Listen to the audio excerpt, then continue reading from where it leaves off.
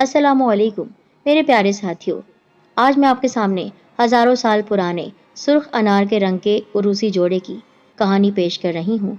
आखिर उस सुर्ख लिबास का क्या राज था कि जो दुल्हन भी उसको पहनती शादी वाले दिन उसकी मौत वाक़ई हो जाती। यह अजीब और हैबतनाक कहानी सुनने के लिए आप सबसे गुजारिश करती हूँ कि आप ज़रूर इस वीडियो को देखिए। वो लोग जिन्होंने हमारे चैनल को सब्सक्राइब कर दिया है और हमारी वीडियोस देखते हैं, उनका मैं तहे दिल से शुक्रिया अदा करती हूँ। और वो जो हमारी वीडियो को पहली बार देख रहे हैं और अब तक सेदा सेंटर को सब्सक्राइब नहीं किया है, तो बराए मेहरबानी सब्सक्राइब भी कर दीजिए और उसके साथ ही बेल आइकन को दबाया करें ताकि आपके पास हमारी अपलोड की जाने वाली कहानियाँ पहुँचती रहें। और हमारी वीडियो को लाइक और शेयर भी कर दिया करें। आपका साथ हमारी ताकत है। यूं ही हमारे साथ रहिए और यूं ही कदम से कदम मिलाकर चलते रहिए। जरीन उस रोज मुसलसल रोई जा रही थी।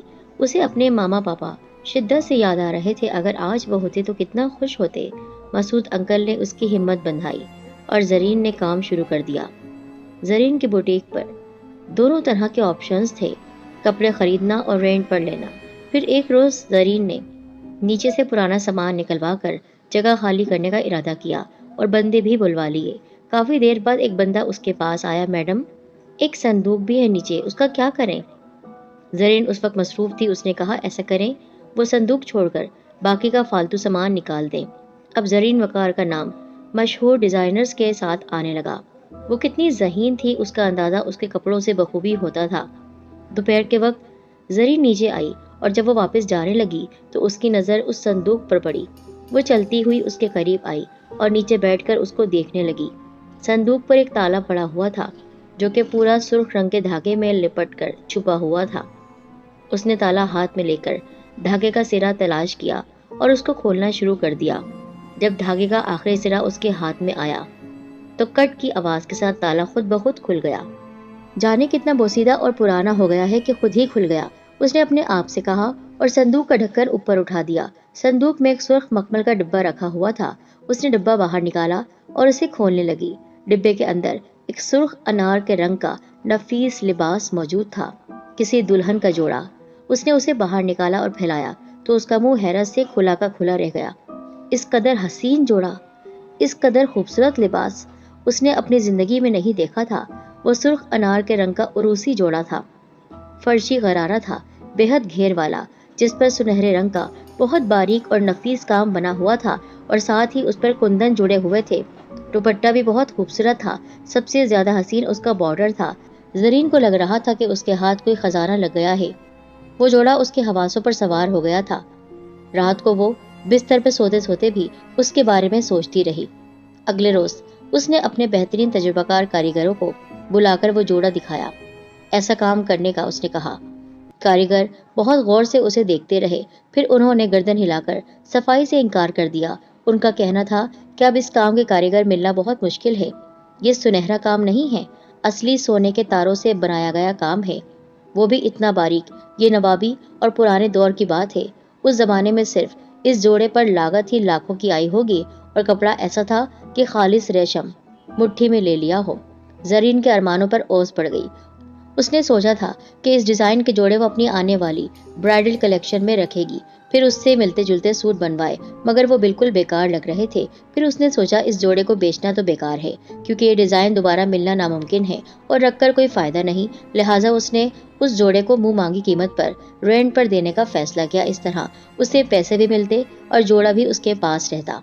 उसने उस दुल्हन के लिबास को डिस्प्ले पर लगा दिया। जोड़े का लगना था कि उसके खरीदारों की बारिश शुरू हो गई। कोई ऐसा काम दूसरे कलर में बनवाना चाहता था तो कोई उस जोड़े को ही खरीदना चाहता था, मगर जरीन ने साफ इनकार करते हुए कहा कि इसके कारीगर अभी दस्तयाब नहीं है और ये सिर्फ रेंट पर देने के लिए है। जरीन को उस सुर्ख उरूसी जोड़े की पहली कस्टमर मिल गई। एक लड़की अपनी सास के साथ आई थी। वो शादी करके बाहर जा रही थी। उसने वो जोड़ा किराए पर ले लिया। शादी 3 दिन बाद थी। शादी तो ना हुई, मगर शादी वाले रोज वो अपने बिस्तर पर मुर्दा पाई गई और उसकी आंखें अजियतनाक हद तक फटी हुई थी और चेहरा बिगड़ा हुआ था। जरीन को जब जोड़ा वापस करने उसके घर वाले आए तो उन्होंने ये सब बताया, जिसे सुनकर जरीन को बहुत दुख हुआ।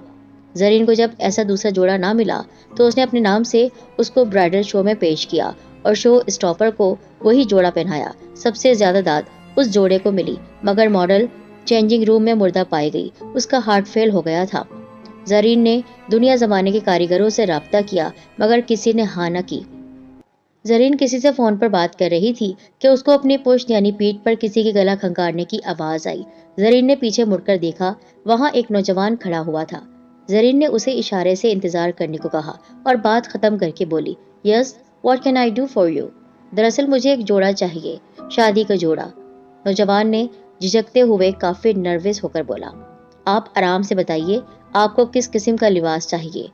जरीन ने खुश इखलाकी से कहा, असल बात यह है कि मेरी पूरी फैमिली बाहर है और मेरे कजन की शादी है। उसके घर में भी कोई लेडी नहीं है, इसलिए उसने शादी का जोड़ा लाने की जिम्मेदारी मुझ पर दी है और मुझे इस बारे में बिल्कुल भी आइडिया नहीं है। नौजवान ने तफसील से नरमीन को बताया। ओके, आइए मैं आपको गाइड करती हूँ। वैसे आपके कजन को अपनी होने वाली बीवी की पसंद तो मालूम होगी, इससे जोड़ा पसंद करने में आसानी हो जाएगी। जरीन ने कहा, बस उसने कहा था कुछ अलग सा, कुछ खूबसूरत सा, सबसे अलग हो। ओके। फिर जरीन ने बहुत तरह के लिबास उस नौजवान को दिखाए मगर उस नौजवान को कुछ भी दुल्हन का जोड़ा पसंद नहीं आया। मैं तो कंफ्यूज हो गया हूँ, क्या लूं और क्या नहीं। आप बताइए, अगर आप यहाँ सूट लेने आई होती तो क्या पसंद करती? नौजवान ने जरीन की तरफ देखते हुए कहा, मैं अगर आपकी जगह होती तो सिर्फ और सिर्फ वो सूट लेती। जरीन ने उंगली से उसी सुर्ख उरूसी जोड़े की जानिब इशारा करते हुए कहा। नौजवान उस लिबास को देख रहा था। दुल्हन का वो जोड़ा डिस्प्ले पर लगाकर बहुत ही खूबसूरत अंदाज में पेश किया था जरीन ने। ब्यूटीफुल, आपने इतना खूबसूरत लिबास पहले क्यों नहीं दिखाया?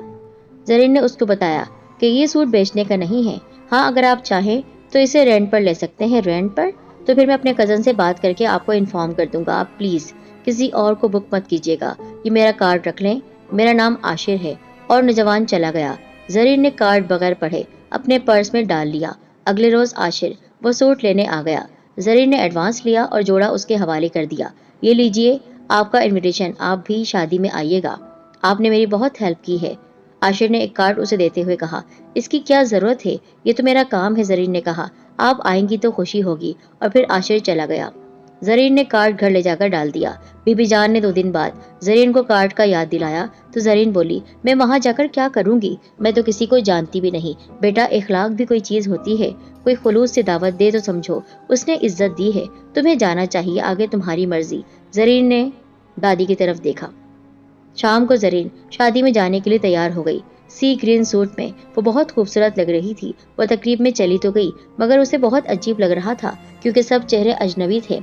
अरे जरीन, आप यहाँ? अचानक आने वाली आवाज पर उसने उल्टी जानिब देखा तो वो महा थी।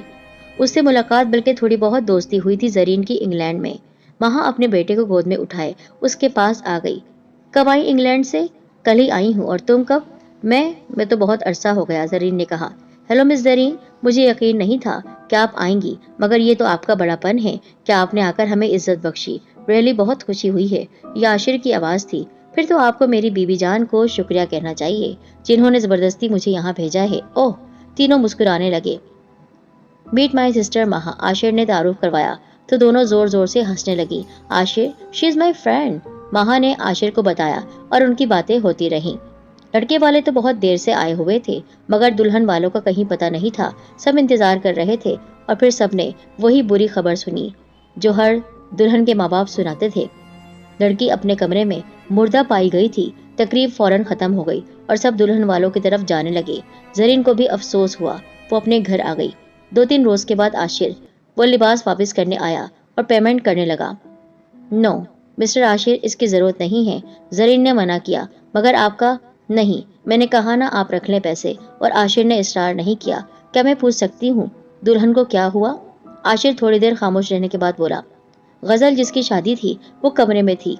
जब उसकी बहन फूल लेकर आई तो गजल मुंह के बल यानी औंधे मुंह ड्रेसिंग टेबल पर गिरी हुई थी। जब उसकी बहन ने उसको उठाया तो वो लरस गई।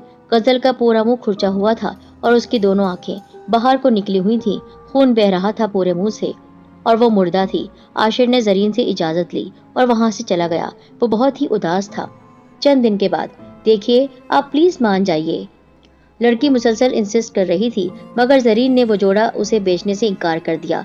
फिर लड़की और उसकी माँ वो लिबास रेंट पर लेने के लिए राजी हो गई। زرین کو شرمندگی بھی ہوئی کیونکہ مسز حیدر اس کی پرانی کسٹمر تھی اور وہ جوڑا لے کر چلی گئی۔ 2 دن کے بعد ایک لڑکا وہ لباس واپس کرنے آیا اور پیمنٹ کر دی۔ کیوں مسز حیدر نہیں آئی آج؟ وہ اب اس دنیا میں نہیں ہے، لڑکے نے بھرائی ہوئی آواز میں کہا۔ ایسا کیسے؟ زرین تقریباً اچھل پڑی۔ اس دن بہن کی شادی تھی، وہ اپنے کمرے میں تیار ہو رہی تھی۔ جب کمرے میں لڑکیاں گئیں تو وہ اپنے کمرے میں دلہن بنی اس دنیا سے رخصت ہو چکی تھی۔ ممی کا ہارٹ فیل ہو گیا۔ یہ منحوس خبر سن کر وہ بہت ہی زیادہ صدمے میں آ گئی۔ لڑکا چلا گیا، مگر زرین نہ جانے اب کیا سوچنے لگی تھی۔ آخر یہ کیا ہو رہا ہے؟ ایسا بھیانک اور عجیب اتفاق کیسے ہو سکتا ہے؟ زرین کو عجیب سی بے چینی ہو رہی تھی، جو کہ کیوں ہو رہی تھی اس کی وجہ وہ جاننے سے قاصر تھی۔ 1 ہفتے بعد زرین کے کسٹمر نے وہ دلہن کا لباس رینٹ پر لے لیا۔ 2 دن کے بعد زرین اپنے بوٹیک میں تھی۔ دوپہر میں وہ فری ہوئی تو اخبار لے کر بیٹھ گئی۔ اس میں گزشتہ رات کا ایک حادثہ پڑھ کر وہ سن ہو گئی۔ یہ اسی کسٹمر کی خبر تھی جو وہ دلہن کا لباس کرائے پر لے کر گیا تھا۔ شادی کے روز بستر پر دلہن مردہ پائی گئی تھی۔ دلہن کے گلے میں خوفناک قسم کے نشانات تھے، ایسا لگ رہا تھا کہ کسی نے گوشت کو نوچ لیا ہو۔ زرین نے اخبار ایک طرف رکھا۔ مس زرین وقار آپ ہیں؟ سامنے ایک پولیس انسپکٹر موجود تھا۔ جی ہاں، میرا نام زرین ہے، اس نے کہا۔ بی بی آپ سے کچھ سوالات کرنے ہیں۔ اب تک جتنی بھی لڑکیاں دلہن کے روپ میں مردہ پائی گئی ہیں ان سب نے آپ کے بوٹیک کا ہی جوڑا زیبتن کیا ہوا تھا، انسپکٹر نے کہا۔ سرخ انار کے رنگ کا دلہن کا لباس، عروسی جوڑا۔ زرین کے دماغ میں کرنٹ دوڑنے لگا۔ تو یہ الجھن تھی جو میری سمجھ میں نہیں آ رہی تھی۔ میں نے تو اس طرف دھیان ہی نہیں دیا کہ ان سب نے یہ جوڑا پہنا تھا۔ پھر اس نے اپنے آپ کو سنبھالا۔ لک آفیسر، یہ تو ایک اتفاق ہے۔ یہ میرا بوٹیک سب کو سروس پرووائڈ کرتا ہے، چاہے کوئی کپڑے خریدے یا کرائے پر لے۔ میں کسی کو بھی ذاتی طور پر نہیں جانتی۔ لوگ کپڑے لیتے ہیں اور پیمنٹ کرتے ہیں، اس سے زیادہ میرا تعلق نہیں ان لوگوں سے، زرین نے پر اعتماد لہجے میں کہا۔ کوئی مسئلہ ہے مس زرین؟ زرین نے دوسری طرف دیکھا تو وہاں عاشر کھڑا ہوا تھا۔ انسپکٹر نے جو اس کی طرف دیکھا تو جلدی سے کھڑے ہو کر سیلیوٹ کیا۔ سر آپ؟ ہاں، میں تو یہاں سے گزر رہا تھا کہ آپ کی گاڑی یہاں دیکھ کر آ گیا۔ مس زرین ہماری فیملی فرینڈ ہیں، عاشر نے کہا۔ سر میں تو نارمل انکوائری کر رہا تھا، اب جبکہ آپ انہیں جانتے ہیں تو۔ اوکے مس زرین، میں چلتا ہوں، انسپکٹر نے جلدی سے کہا اور وہاں سے چلا گیا۔ مسٹر عاشر، مجھے نہیں پتا کہ آپ اتنی بڑی شخصیت ہیں، زرین نے عاشر سے کہا۔ اب ایسی بھی کوئی خاص شخصیت نہیں ہوں۔ ویسے معاملہ کیا ہے؟ میری تو کچھ سمجھ میں نہیں آ رہا۔ یہ لباس کہاں سے بنوایا تھا آپ نے؟ یہ دراصل مجھے اس بوٹیک میں پہلے سے موجود ایک صندوق سے ملا تھا۔ تو پھر لگتا ہے اس جگہ کے پرانے مالک کو ڈھونڈنا پڑے گا، وہی ہمیں صحیح بات بتائے گا۔ پھر انہوں نے اس مالک کو تلاش کر کے اس سے بات کی۔ اس آدمی نے بتایا، یہ صندوق جانے کتنا پرانا ہے، یہ ہمیں اپنے گھر کے اسٹور روم سے ملا تھا، مگر ہماری دادی نے امانت سمجھ کر اسے کبھی نہیں کھولنے دیا، مگر ان کے انتقال کے بعد ہم نے اس کو کھول لیا اور اس میں سے یہ سرخ دلہن کا لباس نکلا۔ میرا بھی کیونکہ کپڑے کا کاروبار تھا، میں نے اس کو منہ مانگی قیمت پر بیچ دیا، مگر اس کو پہننے والی مر گئی اور پھر ان لوگوں نے یہ مجھے واپس دے دیا۔ پھر تو یہی ہونے لگا۔ اس درمیان میں میرے بیٹے کی شادی طے ہو گئی اور میں نے یہی جوڑا، یہی لباس اپنی بہو کو دیا۔ وہ جس حالت میں مری تھی تو مجھے اندازہ ہو گیا کہ کچھ گڑبڑ ضرور ہے، کیونکہ بہت بری حالت میں اسے مارا گیا تھا۔ اس کے جسم کے ٹکڑے کر دیے گئے تھے، لیکن حیرت کی بات یہ تھی کہ وہ لباس ایک جگہ بہت خوبصورتی سے ٹنگا ہوا تھا۔ پھر حقیقت یہ سامنے آئی کہ یہ لباس پہننے کے لیے نہیں ہے۔ میں سمجھ گیا کوئی اور معاملہ ہے اس کے ساتھ۔ میں نے اس کو صندوق میں رکھ کر عمل کروا کر اس کو بند کر دیا لال دھاگے سے۔ پھر جب میں نے دکان بیچی تو شاید یہ وہیں رہ گیا۔ وہاں سے بھی ان دونوں کو کچھ خاص معلومات نہیں ملی۔ زرین عاشر کو اپنے ساتھ ضد کر کے گھر لے آئی اور نوکر سے چائے لانے کو کہا۔ دونوں بیٹھ کر اس بارے میں بات کرنے لگے۔ مسٹر عاشر، مجھے تو یقین نہیں ہے کہ ایسا سب اس جوڑے کی وجہ سے ہو رہا ہے۔ ساری اموات ایک اتفاق ہے، لوگ تو جانے کیا کیا باتیں کرتے ہیں۔ آپ کی رائے کیا ہے؟ زرین نے عاشر سے سوال کیا، مگر عاشر کی طرف سے جواب نہ سن کر اس نے اس کی طرف دیکھا۔ عاشر سامنے دیکھ رہا تھا، وہاں بی بی جان کھڑی تھی۔ آپ کب آئیں؟ زرین نے ان کو دیکھ کر کہا، مگر انہوں نے کوئی جواب نہیں دیا۔ وہ کافی غصے میں لگ رہی تھی۔ پھر وہ بولی، میں نے تمہاری ساری باتیں سن لی ہیں زرین، اگر تمہارے ماں باپ نہیں ہیں تو کیا میں بھی کیا مر گئی؟ اگر ایسی کوئی چیز ملے جو کچھ الگ ہو تو کسی بڑے سے پوچھنے کی زحمت نہیں کر سکتے تم بچے؟ بی بی جان، میں آپ کو پریشان نہیں کرنا چاہ رہی تھی، زرین نے سر جھکا کر کہا۔ زیادہ عقل مند سمجھنے لگی ہو خود کو، بہت بڑی ہو گئی ہو۔ جانتی ہو کتنی بڑی حماقت کر چکی ہو، خیر مناؤ اور اللہ تعالیٰ کا شکر ادا کرو کہ تم بچ گئی۔ بی بی جان غصے سے پھٹ پڑی۔ زرین کو تو نہیں مگر انہیں اس معاملے کی نزاکت کا احساس ہو چکا تھا۔ زرین دوڑ کر ان سے لپٹ گئی اور رو رو کر ان سے معافی مانگنے لگی۔ بی بی جان ایک دم موم ہو گئی۔ بیٹا، یہ کوئی عام معاملہ نہیں ہے۔ جس طرح تمہاری باتیں سنی ہیں، تم لوگ تو ان چیزوں پر یقین بھی نہیں کرو گے۔ خیر تم اس جوڑے کو ہاتھ نہیں لگاؤ گی تب تک میں اس مسئلے کا حل ڈھونڈ نہ لوں۔ اگلے روز وہ اپنے جاننے والے حافظ صاحب کے پاس گئی، مگر حافظ صاحب نے انہیں بتایا کہ اس طرح کا عمل ہر کسی کے بس کی بات نہیں، آپ کو میں معلوم کر کے بتاتا ہوں۔ پھر انہوں نے بی بی جان کو بتایا، ایک بہت بڑے اللہ والے ہیں مگر یہاں نہیں، فلاں جگہ۔ اس مشکل کے لیے آپ کو سفر کر کے وہاں جانا پڑے گا اور ان کی ہدایت ہے کہ مصیبت کی جڑ کو بھی ساتھ لے جانا ہوگا۔ بی بی جان نے زرین اور عاشر کو ساری باتیں بتا دی۔ عاشر نے بھی ساتھ چلنے کی ضد کی۔ میں آپ کا کوئی رشتہ دار تو نہیں مگر اس نیک کام میں آپ کی مدد کر کے مجھے خوشی ہوگی، اور عاشر کے زور دینے پر وہ مان گئی۔ دوسرے دن عاشر، زرین اور بی بی جان مطلوبہ جگہ پہنچ گئے۔ دلہن کا وہ سرخ رنگ کا اناری لباس بھی ساتھ لے گئے۔ بہت لمبی قطار تھی حاجت مندوں کی جو جانے کہاں سے اپنی مشکلیں لے کر آئے تھے۔ ان تینوں کی باری آتے آتے شام ہو گئی۔ پھر انہیں اندر بلوایا گیا۔ حضرت، میری بچی ایک مشکل میں پھنس گئی ہے، آپ سے التجا ہے کہ ہماری مشکل حل کریں۔ بی بی جان نے کہا، ہماری کیا مجال جو ہم کسی کو مشکل سے نکال سکیں یا کسی کی مشکل کو حل کر سکیں۔ یہ شان میرے پروردگار کی ہے، اس پاک ذات کو صرف یہ اختیار ہے۔ ہم تو بندے ہیں، مدد کے لیے ہیں، لیکن اس کی مدد سے ہم مدد کرتے ہیں۔ بزرگ نے آسمان کی جانب انگلی اٹھا کر کہا، اور ان تینوں نے بے اختیار کہا، بے شک۔ پھر بی بی جان نے ساری بات ان کے گوش گزار کر دی تو بزرگ کچھ دیر کے بعد بولے، ہم اسے دیکھیں گے، پھر آگے کچھ کریں گے۔ اس جوڑے کو یہیں چھوڑ جائیے، پرسوں جمعرات کو مغرب کے بعد آنا۔ عاشر نے سب کے ٹھہرنے کا انتظام کیا۔ وہ لوگ جمعرات کو مغرب کے بعد ان بزرگ کی خدمت میں حاضر ہو گئے۔ حضرت پہلے تو خاموش رہے، پھر بولے، بند تھی وہ مگر کسی کی نادانی سے آزاد ہو گئی۔ کون حضرت؟ بی بی جان نے سوال کیا۔ آنکھوں سے دیکھو گے؟ لو دیکھو۔ یکایک ان تینوں پر غنودگی، بے ہوشی طاری ہو گئی۔ انہیں لگ رہا تھا جیسے وہ کسی اور ہی دنیا میں، کسی اور ہی جگہ موجود ہیں۔ بہت پرانا زمانہ تھا۔ کوئی نواب صاحب تھے، حشمت علی خان اپنی اکلوتی صاحبزادی مہربانوں کو دیکھ رہے تھے جو اس وقت بے خبر سو رہی تھی۔ مہربانوں ان کے آنگن کا اکلوتا چراغ تھی، بے حد حسین مغرور، اور نواب حشمت علی خان کے لاڈ پیار نے اسے خود سر بنا دیا تھا۔ پھر وہ اپنے کمرے میں آ کر اپنی بیگم سے مہربانوں کے بارے میں بات کرنے لگے۔ خاندان کے بہت سارے لوگ، ان کی دلی خواہش تھی کہ مہربانوں ان کی بہو بن جائے، کیونکہ مہربانوں کے ساتھ نواب صاحب کی ساری جائیداد بھی ملتی، اور ان تمام امیدواروں میں جو نام سر فہرست تھا وہ مہربانوں کے پھپھی زاد دلاور کا تھا۔ وہ اس کو بہت چاہتا تھا اور مہربانوں تو اس کو عشق کی حد تک چاہتی تھی۔ مہربانوں کو جھکاؤ اس کی جانب دیکھ کر گھر والوں نے اس سے اس کے رشتے کی بات چلا دی۔ وہ نہایت ہی سلجھا ہوا لڑکا تھا، اور سب سے اہم بات جو اس میں لگتی تھی وہ اس کی خوبصورتی تھی۔ پیغامات تو بہت آئے تھے مگر فیصلہ اپنے اسی پھپھی زاد کے حق میں اس نے دیا تھا، اور یوں دونوں کی شادی طے ہو گئی۔ دونوں گھروں میں شادی کی تیاریاں زور و شور سے شروع ہو گئی۔ نواب دلاور علی خان نے شادی کے جوڑے کے لیے جانے کہاں سے کاریگروں کو بلوایا تھا۔ ایسا جوڑا بناؤ جو کسی کے پاس نہ ہو، اور واقعی جب جوڑا تیار ہوا تو وہ اتنا شاندار تھا کہ دیکھنے کے قابل تھا۔ مہربانوں نے جب وہ سرخ لباس دیکھا تو غرور سے اس کی گردن تن گئی۔ اس نے اکڑ کر کہا، میرا شوہر صرف میرا ہے، میری شان ہی ایسی ہے کہ اس نے میرے لیے یہ جوڑا بنایا ہے۔ مگر کسی کے دل پر تو سانپ لوٹ رہے تھے۔ کوئی ایسا تھا جو اسے حسد جلن سے دیکھ رہا تھا، لیکن وہ دیکھنے والا نظر نہیں آ رہا تھا۔ آخرکار اس کے شیطانی دماغ نے نواب دلاور علی خان کو راستے سے ہٹانے کا منصوبہ بنایا، اور اس کام کے لیے اس نے شادی والے دن کا انتخاب کیا تاکہ فوری اپنی خدمات پیش کر سکے۔ مہربانوں سے وہ شادی کرے گا، اس کو مہربانوں سے شادی کرنی ہے، وہ اس کی ہے، صرف اس کی ہے۔ منظر بدلا۔ مہربانوں سرخ انار کے رنگ کے عروسی جوڑے میں کسی اور ہی دنیا کی لگ رہی تھی۔ زیورات سے لدی سجی سوری ہر کوئی اس کی بلائی لے رہا تھا، اور مہربانوں اس کا غرور تو انتہا پر پہنچ رہا تھا۔ وہ پازیب چھنکاتی ہوئی کسی ادا کے ساتھ آئینے کے سامنے آ گئی۔ آئینہ دیکھ کر اسے اپنے آپ پر غرور آنے لگا۔ اس نے ایک بھووں کو کمان کی طرح چڑھایا اور بولی، میرے حسین وجود نے اس جوڑے کو عزت بخشی ہے، یہ بنا ہی صرف میرے لیے ہے، یہ لباس صرف میرے لیے ہے، اور کسی کو اسے پہننے کا حق نہیں۔ سب بارات کا انتظار کر رہے تھے، مگر انتظار طویل ہوتا جا رہا تھا۔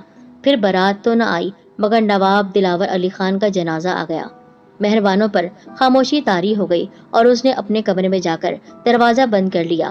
سب اسے آوازیں دے رہے تھے جبکہ نواب حشمت علی خان پاگلوں کی طرح دروازہ پیٹ رہا تھا، مہر بیٹا دروازہ کھولو، مگر دروازہ نہیں کھلا۔ آخر تھک کر دروازہ توڑنے کا فیصلہ کیا گیا اور دروازہ توڑ دیا گیا۔ اندر مہربانوں عروسی سرخ جوڑے میں بستر پر بیٹھی تھی، مگر جب نواب حشمت علی خان نے مہربانوں کو چھوا تو وہ ایک جانب گر گئی۔ اس کے ہونٹوں کے کنارے خون کی لکیر سے سرخ ہو رہے تھے۔ اس نے شہریار علی خان کے غم میں جان دے دی تھی، یہ سب جانتے تھے لیکن حقیقت کوئی بھی نہیں جانتا تھا۔ نواب حشمت علی خان نے جو بیٹی کو دیکھا تو وہی دل پکڑ کر گر گئے، کبھی نہ اٹھنے کے لیے۔ تین جنازے ایک ساتھ اٹھے، پورا گھر ماتم کدہ بن گیا تھا۔ مہربانوں کی والدہ کی حالت بھی بہت خراب تھی۔ وہ ہر وقت اپنے کمرے میں رہتی اور مہربانوں کا عروسی جوڑا سینے سے لگائے اس کی یاد میں روتی رہتی۔ جب تک نواب خاندان باقی رہا تو کچھ نہیں ہوا، کیونکہ وہ لباس ان کی بیٹی کی آخری نشانی تھا۔ منظر بدلا، ہجرت کے مناظر سامنے آئے۔ کچھ لوگ ہندوستان سے چلے گئے، کچھ آ گئے، ان سب میں وہ لباس جانے کہاں کہاں گھوما۔ ایک ہلکا سا جھونکا آیا اور پھر بی بی جان، زرین اور عاشر تینوں ہوش کی دنیا میں واپس آ گئے اور ایک دوسرے کا چہرہ دیکھنے لگے۔ پھر حضرت کی آواز آئی۔ نوابزادی مہربانوں نے خودکشی نہیں کی تھی، بلکہ وہ جن اسے لے گیا تھا وہی تھا جو اس کو گھنٹوں دیکھتا رہتا تھا، اس کے حسن کا دیوانہ تھا، اس سے شادی کرنا چاہتا تھا، اس کو اپنے ساتھ لے کر جانا چاہتا تھا۔ پہلے تو وہ اس کو صرف دیکھتا رہتا تھا، اس کے دیدار سے لذت لیتا تھا، لیکن جب اس نے نواب دلاور علی خان سے شادی کی رضامندی ظاہر کی اور اس سے محبت کرنے لگی تو اس کے اندر حسد، جلن اور دشمنی کا جذبہ پیدا ہونے لگا۔ وہ غصے سے پاگل ہو گیا۔ وہ انتظار کر رہا تھا شادی والے دن کا۔ اسی نے نواب دلاور علی خان کو مارا تھا اور وہ اس کے پاس آ کر سب بتا رہا تھا، یہ جو لباس تم پہنی ہوئی ہو یہ صرف میری بیوی پہن سکتی ہے اور تم میری بیوی بنو گی۔ میں تم سے محبت کرتا ہوں۔ آخر تم ہو کون؟ میں ایک جن ہوں۔ میں کب سے تمہیں دیکھ رہا ہوں، سالوں سے تمہارے نظارے کر رہا ہوں، تمہارے حسین سیاہ بال، تمہارا خوبصورت چاند سا چہرہ، تمہیں دیکھتا ہوں، تکتا رہتا ہوں۔ تم سے شدید محبت کرتا تھا، لیکن جب وہ انسان تمہاری زندگی میں آیا اور تم نے کہا کہ تم اس سے محبت کرتی ہو تو پھر میں تمہارا دشمن بن گیا۔ لیکن بے فکر رہو، میں تمہیں کچھ نہیں کہوں گا، کیونکہ تمہیں اپنے ساتھ اپنی دنیا میں لے کر جانا چاہتا ہوں۔ تم اسی لباس میں میرے ساتھ جاؤ گی۔ نہیں، میں دلاور علی خان سے محبت کرتی تھی، میں اس سے محبت کرتی ہوں اور یہ اسی کا بنایا ہوا جوڑا ہے۔ اسی نے میرے لیے یہ دلہن کا لباس بنوایا تھا۔ میں تمہاری کبھی نہیں ہو سکتی ہو، یہ سرخ اناری جوڑا بنوایا تھا۔ کیسے میں کسی اور کی ہو سکتی ہوں؟ تم کسی اور کی ہو، یعنی صرف میری۔ میں تم سے کب سے محبت کرتا ہوا آیا ہوں، جبکہ دلاور خان بھی تمہاری زندگی میں نہیں تھا۔ پھر کیسے تم کسی اور کی ہو سکتی ہو؟ تم صرف میری ہو، میرے دل کی ملکہ ہو اور میری دنیا میں جاؤ گی۔ لیکن وہ نہیں مان رہی تھی۔ جب اس نے دیکھا کہ وہ اس کی بات نہیں مان رہی ہے تو پھر اس نے اس کی جان لے لی، کہا کہ تم میری نہیں تو کسی کی بھی نہیں ہو سکتی ہو، اور وہ اس کو اسی لباس میں مار کر چلا گیا۔ مہربانوں تو اس کی نہ ہو سکی کیونکہ اس نے خود اپنے ہاتھوں سے اسے مارا تھا، لیکن اس کے سرخ لباس پر اس کا حق ہے کیونکہ وہ اس کو اپنی دلہن بنانا چاہتا تھا۔ اب وہ نہیں تو اس کا سرخ لباس ہی صحیح۔ اس لیے جو بھی دلہن اس لباس کو پہننے کی جرت کرتی ہے وہ سزا کے طور پر اسے مار دیتا ہے۔ وہ اب تک زندہ ہے، ہاں، وہ ہزاروں سالوں سے اب تک زندہ ہے، اور جتنی بھی دلہنیں اس لباس کو پہنتی ہیں وہ انہیں مار دیتا ہے۔ دلہن کے روپ میں سجی زرین سر سے پیر تک لرز رہی تھی۔ اس کے جسم پر وہی سرخ لباس تھا، وہی سرخ انار کے رنگ کا عروسی جوڑا پہنا ہوا تھا۔ وہ آئینے کے سامنے آئی، پھر شیشے میں پانی کی طرح لہریں اٹھنے لگی۔ زرین نے ہاتھوں سے اپنی آنکھیں ملی مگر لہریں بننا نہ رکی۔ پھر تھوڑی دیر کے بعد وہ رکی، مگر وہ زرین کا اپنا عکس نہیں تھا، وہ تو کوئی آدمی تھا۔ بہت ہی بھیانک چہرہ تھا اس کا، سرخ آنکھیں تھی، اس کے دانتوں سے خون نکل رہا تھا۔ زرین پر سحر طاری ہونے لگا۔ کیوں ہوش گم ہو گئے؟ تم نے میری محبوبہ کا یہ لباس پہنا، اس قابل ہو تم کہ اس کے حسن کا تم پر جادو چل بھی نہیں سکتا ہے؟ نہ جانے کتنی دلہنوں کو میں نے اسی بات کی سزا دی ہے۔ کیسے گستاخی کر بیٹھتی ہو تم لوگ؟ میری مہر کا لباس پہنو گی؟